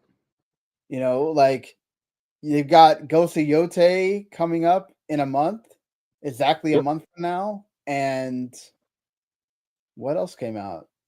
Nothing. Right. Yeah, because Concord failed. No, Concord was last year.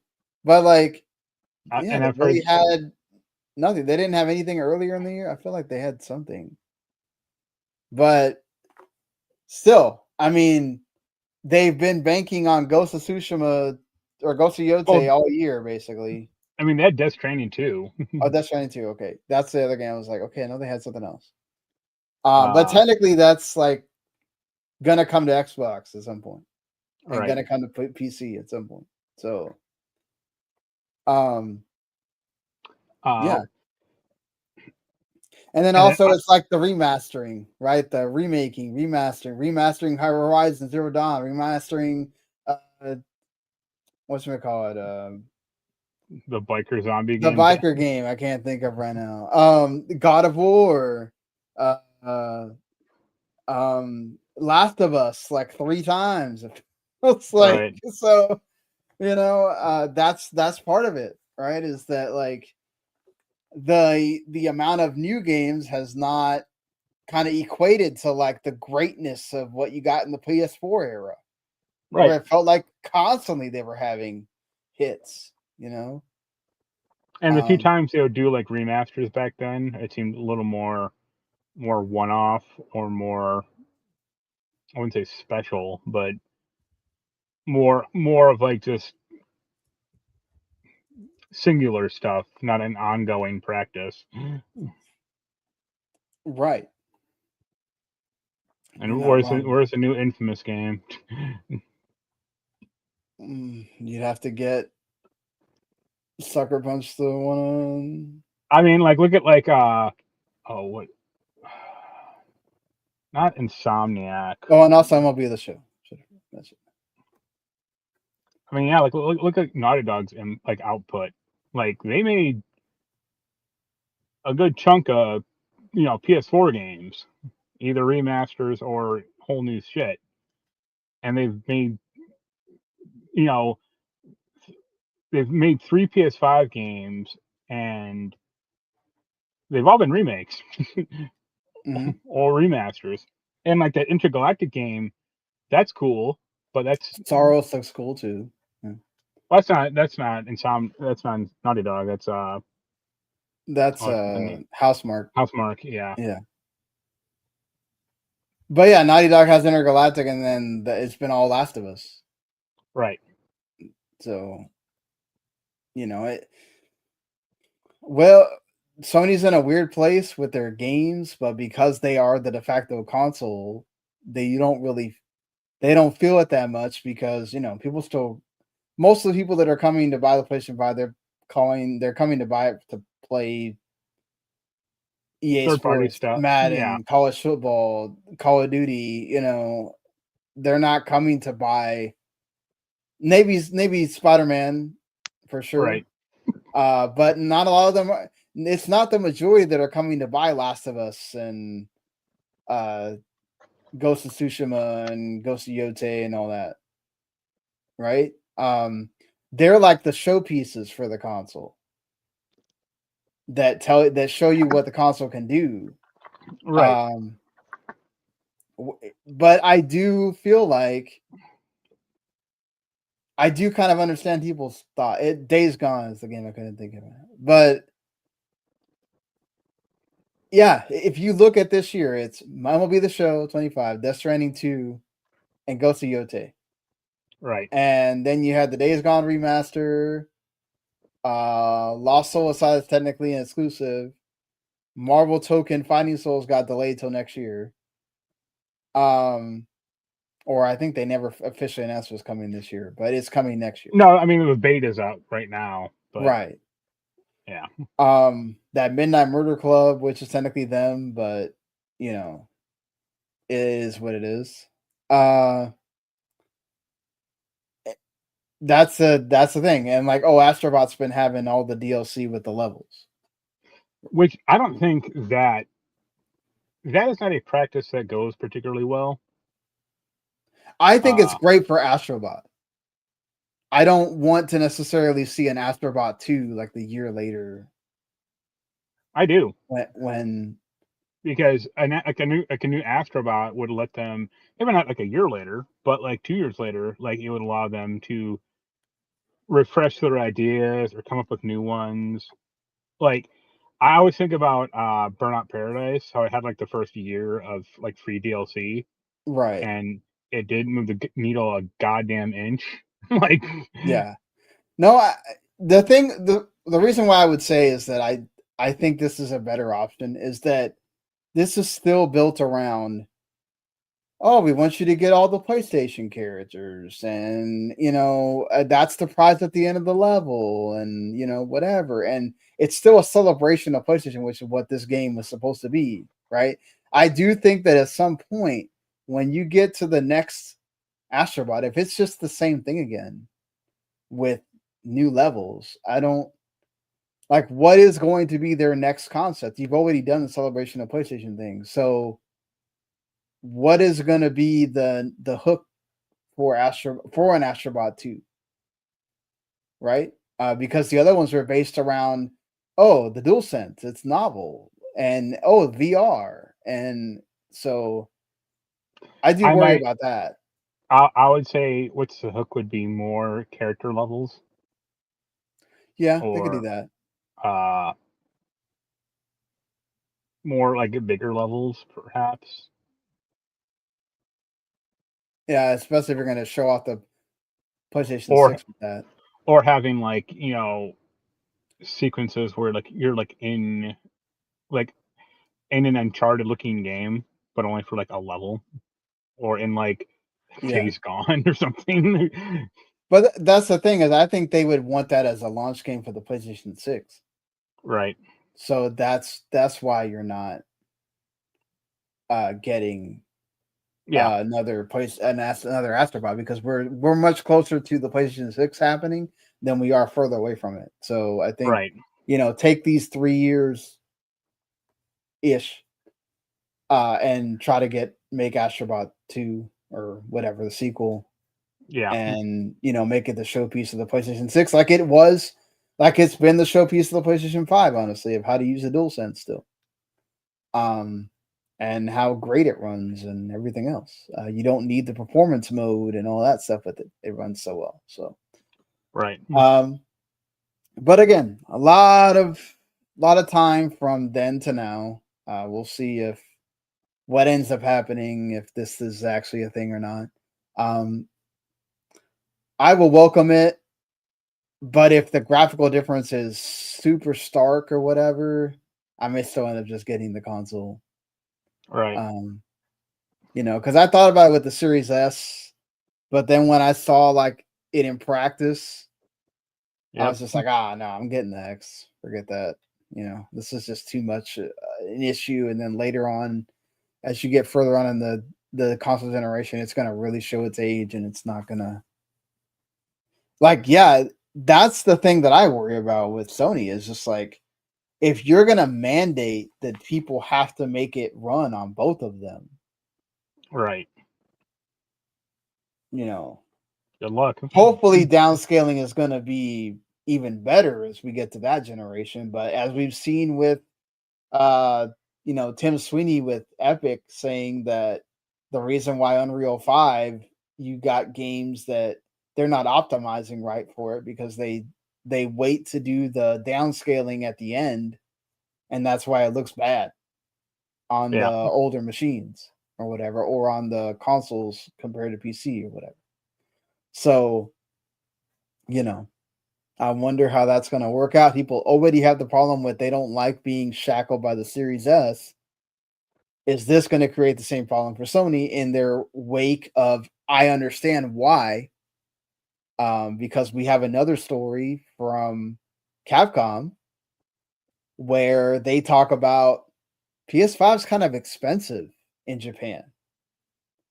And Nintendo came out with a Japan only version of the Switch 2 to combat that. That was like $100 cheaper.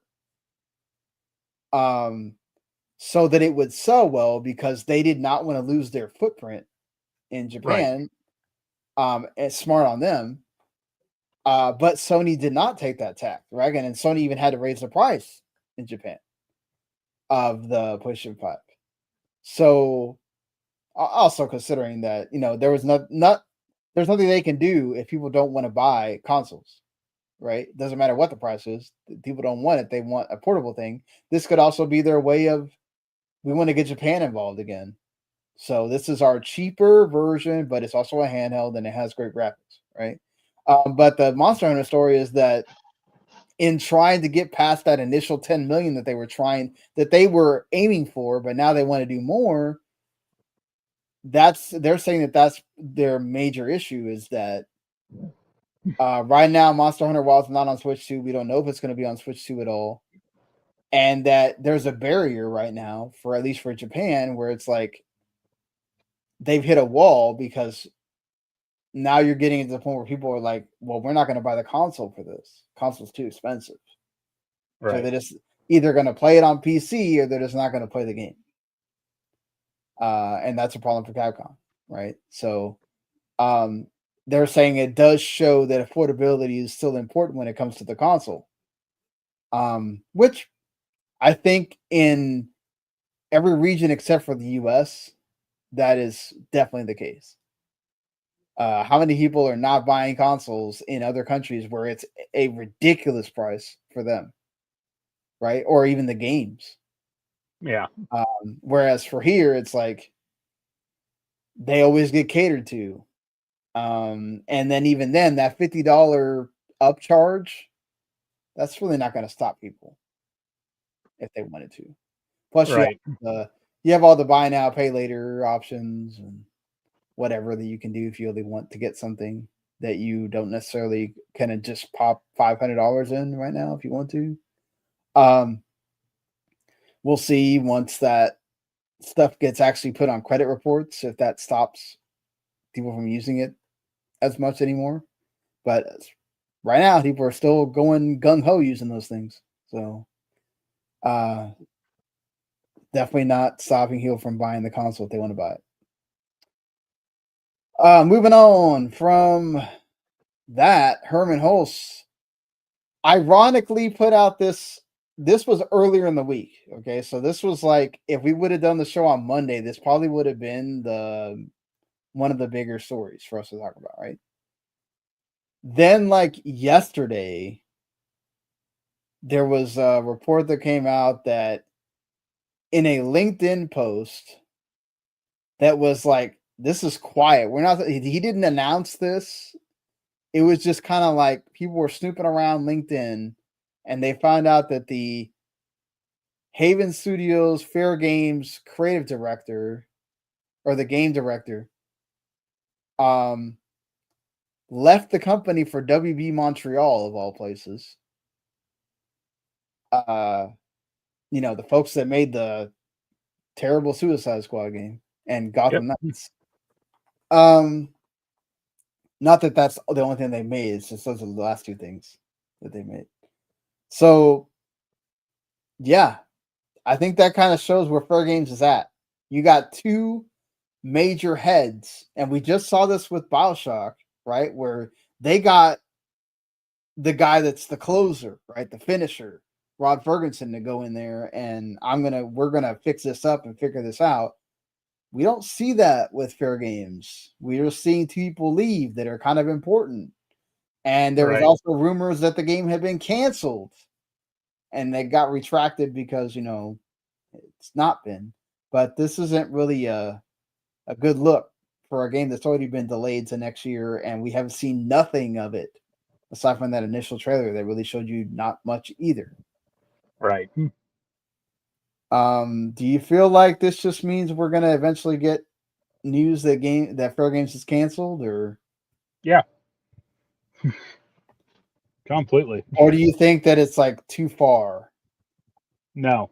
And I mean, how they put out Concord, and that may destroy shelves, and because this is kind of like alluding to what Hermen Hulst said in his interview, where he talked about the failure of Concord, right? And he says that, essentially, I don't want teams to always play it safe, but I would like for us when we fail to fail early and cheaply.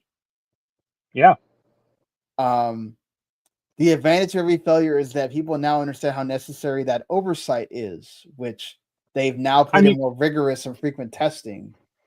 Like, what would you rather do? Like, fail at like the design stage, or like a very early alpha, or which is like 25%, or maybe even 50% of the way the game's finished, or to fail at 95%.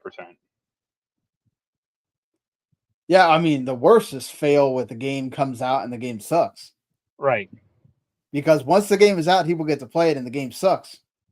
That is a thing that is always on you. It doesn't go away. Yeah, that's like the permanent stink, or the permanent cloud of failure. Like people can talk about how, oh man, damn it, why did they cancel the freaking Naughty Dog multiplayer? Whatever. Right. It would have been awesome, but it's always would have been awesome. We don't know if it was actually awesome, and it's not really a down thing on Sony because we don't know. But Concord, we do know it sucked. Yeah. Well, the game was all right, but the rest of the stuff around it sucked. So like, it's a stain on Sony. Sony now has to deal with that. Now, every single live service game that comes out after that from them, right, gets judged by that failure. And then obviously the success of Helldivers 2, but it's like, even if you have like a middle of the road, is that really helping you? And then it's like, you got Fairgames, which is like, you're almost at the point where it could be Concord number 2, where do you allow this to come out and then it sucks, and then what? Or do you just be like, hey, this wasn't working out, we're gonna cancel it? Right. It reminds me of that Yeah. Sega game. Oh, the hyenas one. Yeah, where like that had like beta, like they had like betas of that, so that was Yeah, like fairly well afar. people had pre-ordered that thing. People Right. were, um, Like I don't know why they're like they're stuck in this like sci-fi heist concept, and it's like why? Like I mean, we gotta remember a lot of these are those concepts and all that stuff were made years ago, so it's like they can't really pivot and try to make a whole different game at that point. It's I like, mean it's the same problem as like all the horror games that are all these like 4-on-1. yeah, It's like, oh my god, can't there be any well, and then now you innovation? have, I mean, not now, but you have Dead by Daylight that just does that better than anybody else, and it's like you can't compete with that really. Right. It's like that Texas Chainsaw game that came out like not too long ago, and I mean, the Jason game was also apparently good, but then they had that rug pulled from under them or whatever. Right. But And that's the other thing is like all the horror games have their licenses pulled at a certain point. Like look at Ash, Ash vs Evil Dead, or yeah, the Evil Dead game. So but I mean, I think with Fairgames, it's almost at that point where it's just like you're really running the. I don't know how you could fix this. right, Like, if the beta testing is that bad that Jade Raymond had to leave, and now your game director had to leave, and this isn't this isn't BioShock, right? That they have a foundation of, okay, BioShock has fans, right? yeah, BioShock has, like, there's a reason why they have to make sure that that game is great. You have Ken Levine over here doing their own thing, and if you come out and it sucks, I mean, Ken Levine just gets to laugh all the way to the at you, and then you're gonna get compared to that, right? right, Whereas, like, this isn't a franchise, but if you come out and you have another huge bomb, I mean, what does that say? And you already have the weirdness with Marathon, where it's like I think right. Bungie's at the point where they can't cancel that. That has to come out. So it's like, God, could you imagine you have both of them come out and Marathon sucks too? And then it's like, where do we go from here on this live service You stop. thing? It's like the problem is they're not gonna stop because they have to have one of these things hit. They have to have another Helldivers 2. It can't just one, be Helldivers 2. one or two is fine, not 12. Well, not 12, but I'm saying like they need another one because Helldivers 2 is already kind of like plateaued. So, they're gonna get a bump from Xbox, no doubt. I think they've sold. There was a rumor going around that it's like they've sold like 600,000 Yeah, in the week or two that it's been out, which is actually pretty good for Xbox. Um, so I think this is one of those things where it's like, no duh, Hermen Hulst. Of course, you would want to fail early, right. fail when you can just cancel the game and nobody knows, like you did with the other ones, right? Where you canceled the God of War or the supposed God of War live service game from Blue Point. And then you canceled whatever Ben was working on, and we don't even know what those games are, right? Everybody wants to be able to cancel their game at that stage. But unfortunately, it doesn't always work out that way. But I Right. think it's better to cancel it like the way that Xbox has had to cancel Perfect Dark, Everwild, and Contraband than have that game come out and it sucks. And then nobody will even bother when you guys start announcing another live service game because outside of the Horizon thing, because nobody has any faith in you. So I don't know. We'll see, I guess, what they decide. But I feel like kind of like you. It's just like it feels inevitable that at some point they're just going to announce that that game is canceled. Yep. And it sucks for all the people working at Haven Studio, and it sucks because you bought that studio, and I'd hate to see that they get, that studio is gone. Right. But again, you have to learn from making these terrible decisions that Jim Ryan and yourself have made. So, whatever. Really quick here, because man, we've gone long. Almost 2 hours. The Saudi group, the Public Investment Fund, has acquired the other half of Evo. Sony recently sold off their part of Evo. I don't remember if we talked about it or not. No. It's Nodewin. So Sony no longer has ownership of Evo. And then now RTS, which owned the other half, is now owned by the Saudi group. So interesting that in like 2 weeks, you have 2 different owners of that. Right. Hopefully everything goes well with Evo. It keeps going in a good direction. And yeah. Skate has a launch date of September 16th now. It is launching in early access. By the way, it's going to have it is going to be free to download with cross-platform multiplayer and cross progression. So you think that might help a little bit? Being free to download and from what I've heard like Jeff talk about it, but also other people like Kyle. Skate seems like very soulless. That sucks. But that sounds like totally EA. And also, like, I know you were a little more, I wouldn't say positive, but hopeful about like the soundtrack, because like the soundtracks change with the seasons of the game. Right. Like it doesn't work at all because all this music is like bad. Oh, that sucks. So I've heard like it actually still plays fine, but it's like really buggy as well. Yeah. And considering it's supposed to be out like next month, like that doesn't bode well. Yeah, definitely not. But who knows? Maybe it'll get good word of mouth. People will like it. Yeah, I mean, I think it's in a world where like Tony Hawk 3 and 4 just like launched like 3 months ago. Like, yeah, I was exactly gonna say the same thing. If this was the only skate game coming right at all, then okay, yeah. But when you have Tony Hawk available and it's available on Game Pass for people to just go on and try and stuff, it's like, yeah, I don't know. Yeah. Last thing, this will probably already be there by the time you're watching or listening to this or whatnot. But there is going to be a state of play for 007 First Light. It's going to be 30 minutes featuring a playthrough of Bond's first mission as the MI6 recruit. It has a high-speed car chase, on-foot stealth, and shootouts.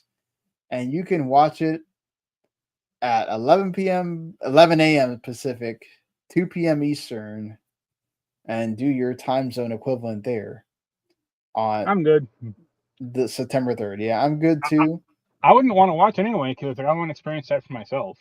Yeah, I'm not really big on like let me watch the first level or something. Like I'd rather either give me 15 minutes of like random gameplay that I don't know where it is in the story, or whatever. I'll watch that.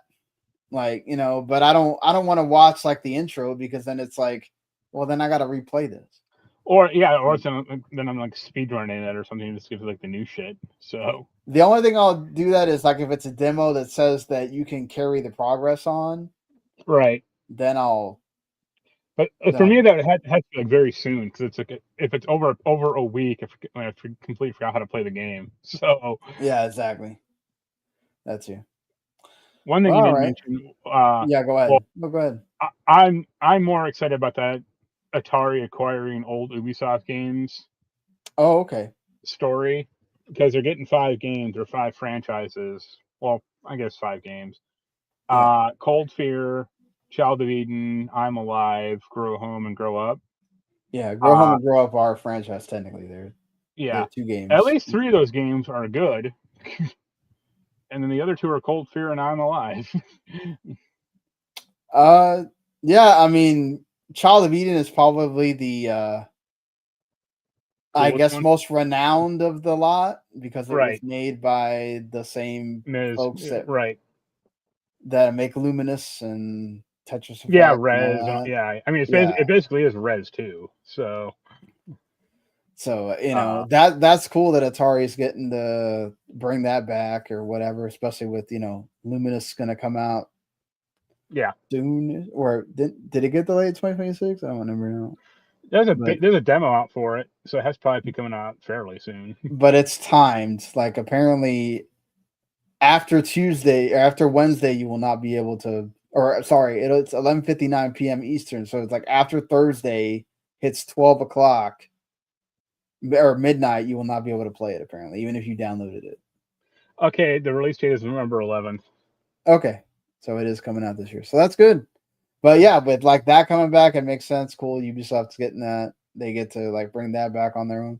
And putting out like a grow home collection, like both those games, like on current consoles, or even like the Switch 2, even if this be some backward compatible thing. Like that could do well.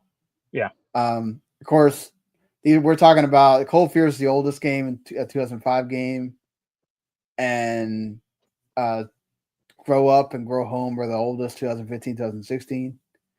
Right. So, and no one ever cared about I'm Alive. I Am Alive was, it was I Am Dead in the marketplace. Yeah, it came out, and there was a lot of hype behind that game.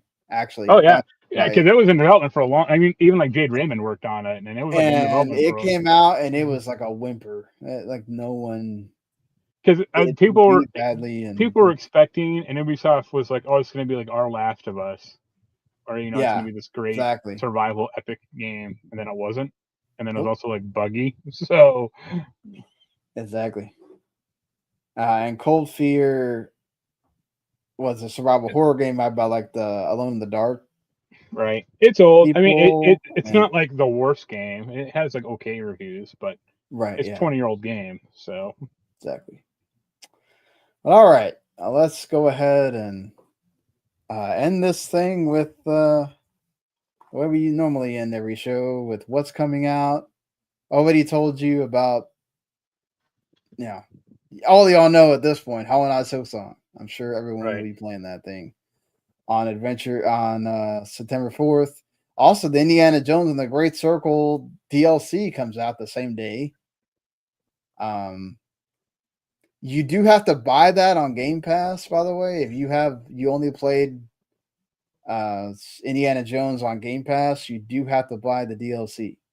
It is not on Game Pass. So just giving you a heads up. If you don't actually own Indiana Jones, you will have to own the DLC. And then, I mean, Indiana Jones is not going to come off Game Pass because it's a, Microsoft owned thing, but still. Right. Hirogami also comes out. That's the indie that's been shown at the Sony State of Play. That's like about origami, and it's gotten like mixed reviews from anybody that played it. So my hype for that has kind of like died down, but still kind of a little interested. Yeah. Hell Is Us has gotten some good reviews, good recommendations. That whole thing about they don't tell you where to go, it's at the beginning of the game, apparently, like the first thing you see. So they're not playing around with that, about that. They are not going to handhold you or tell you where where you got to go at all. So just get ready. If you buy that game, know that that's what you're getting. Star Wars Outlaws comes out on Switch 2 on the 4th as well. I've heard that's not great. Yeah, I'm sure that will just be as good or better. It'll be just fine, as fine as whatever Star Wars Outlaws has been after they quote unquote fixed it.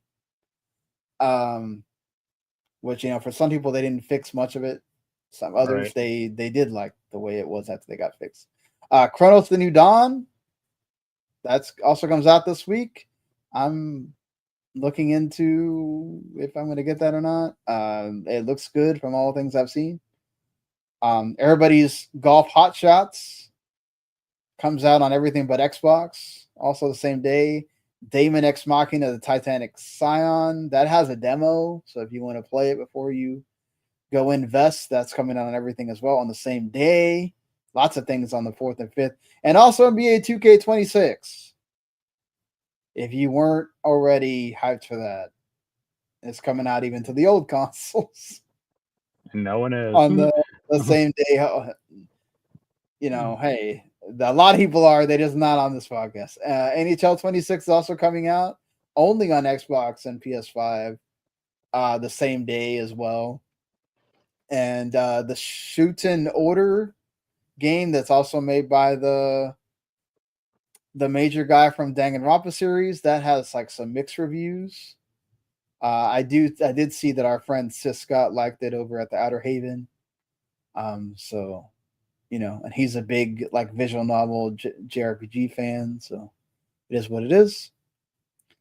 Yeah, that's a lot of stuff in this one week. Yeah, the September 8th will be when we do the show next. So, but right. You get Kingdom Come Deliverance 2's DLC comes out that day. Also, so yeah, this week's going to be killer for games as far as releases. There's something for everybody here. Yeah, I'll have some thoughts on Silk Song and whatever else I can play it for then. Yeah. Right. So thank you everybody for watching, listening. We'll see y'all next week. And later.